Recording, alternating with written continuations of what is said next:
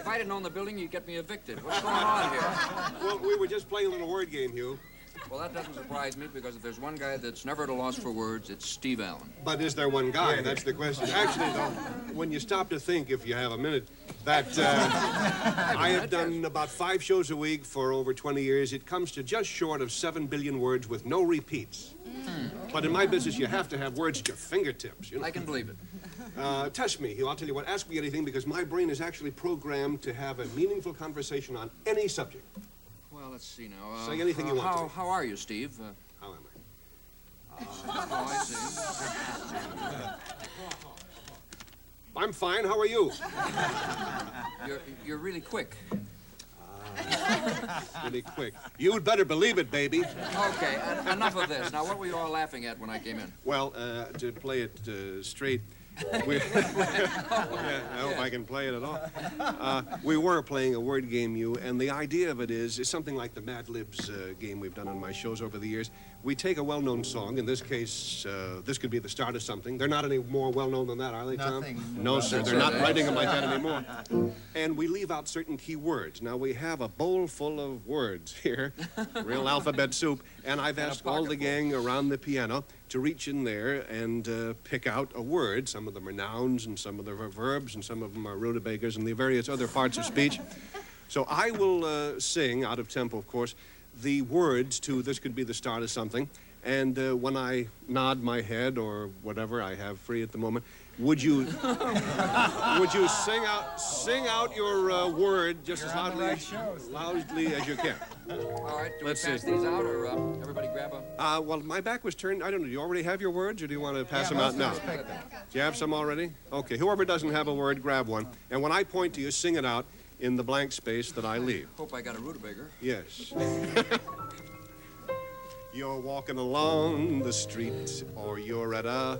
Meatball. You're at a meatball. Or else you're alone, and then you suddenly... Faint. You're looking in someone's eyes. You suddenly realize that this could be the start of something. Jewish.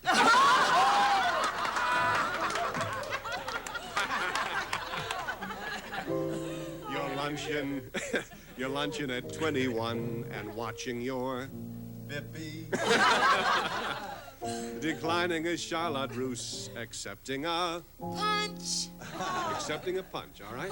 Went out of a clear blue sky, it's suddenly gal and guy, and this could be the start of something. Salami.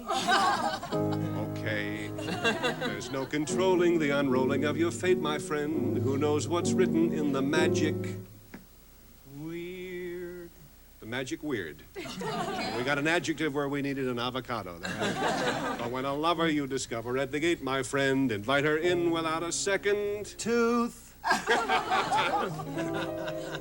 You're up in an aeroplane or dining at Garbage. or lying at Malibu. Lying at Malibu, alone on the Stove.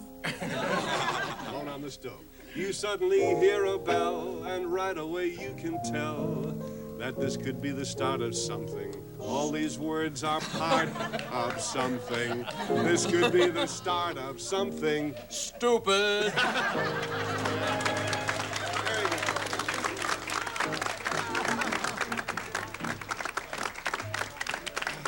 You know, actually, Tom, why don't you take over the piano while I explain this next routine to the gang? It's a very fitting word, Hugh, that you hit on there at the end of that.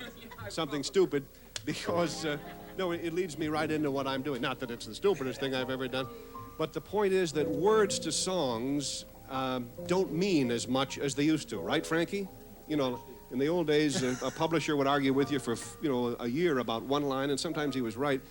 But today, the reason we like most of the tunes we like are either that we dig the singer or the arrangement is great. People like Tommy Oliver do great charts. And you like the electric, amplification of the instruments. And there are certain chord changes now that are kind of the rock folk chord changes. And it's the overall groove of the tunes that you're going with. And the lyricist, forget it, he could stay home and mail it in. And to try to... it often does, yeah, and it still doesn't work out. I'm going to sing a song right now that even I don't know yet. That may sound like a strange thing to say, but it hasn't been written yet. I have no idea what I'm going to sing about or how well or how poorly. But Tommy has an arrangement of what is actually a typical rock country style, kind of a Glenn Campbell ballad. You know, the kind we've heard about 4,000 of the last couple of years. And they're all so pretty. That's my point, that it doesn't matter what you sing to these lovely chord changes. Tom, let me hear what the band has, and I'll see if I can sing anything to these chords. See, right away you dig it because of this sound. It doesn't matter what the song is. Now let me see here. Well, we heard a song from the little old nitty-gritty dirty old band.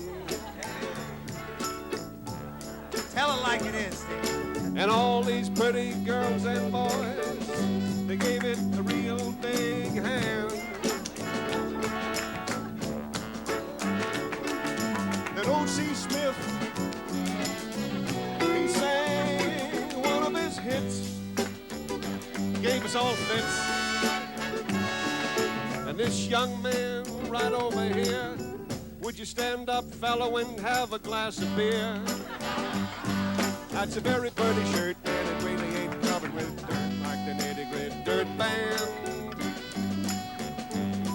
Several of these pretty young ladies, they're not very old, but they're passed out cold on the floor. Once more, this may be the first show that was ever rated on TV without Stevie. You'd all be in some kind of trouble, but I'm right here.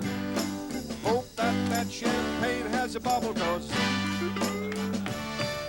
it really doesn't matter what